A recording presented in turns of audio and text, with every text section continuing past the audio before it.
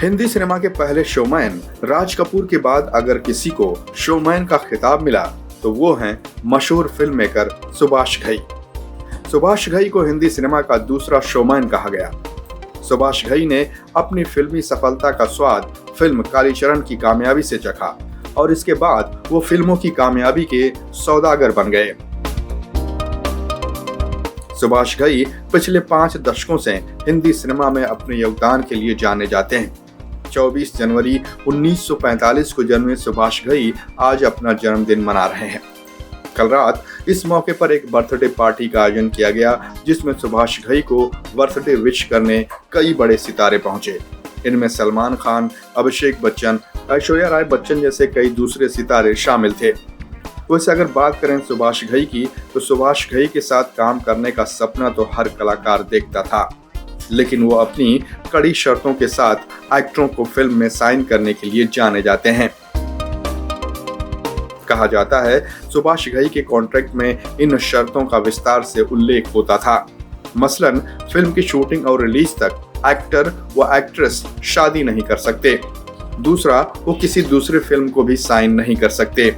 और तीसरा सबसे अहम था, ये सिर्फ अभिनेत्रियों के लिए था।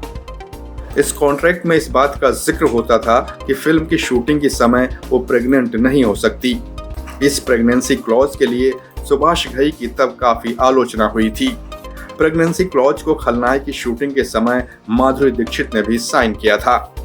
दरअसल सुभाष घई को इस बात का डर था कि फिल्मों में काम करते करते जब अक्सर एक्ट्रेस व एक्टर एक दूसरे के करीब हो जाते हैं तो वो रिलेशन में भी रहने लगते हैं। ऐसे में प्रेगनेंसी का खतरा बना रहता है। खलनायक फिल्म की शूटिंग के दौरान संजय दत्त और माधुरी दीक्षित का लव अफेयर अपने चरम पर था। ऐसे में प्रेगनेंसी के खतरे से निपटने के लिए सुभाष घई ने ये क्लॉज बनाया। क्लॉज में यह भी होता कि अगर इन शर्तों का उल्लंघन होगा तो इसका खामियाजा एक्टर व एक्ट्रेस को भुगतना होगा। इसके अलावा कहा यह भी जाता है कि उनकी हीरोइनों के नाम अक्सर एम अक्षर से ही शुरू होते थे, जैसे माधुरी दीक्षित, महिमा चौधरी और मनीषा कोइराला। कहा तो यह भी जाता है कि परदेश फिल्म के लिए सुभाष घई ने 3000 लड़कियों को रिजेक्ट कर दिया था। तब जाकर उन्होंने महिमा चौधरी की खोज की थी। महिमा का नाम पहले ऋतु चौधरी था, जिसे सुभाष घई ने बदलकर महिमा कर दिया।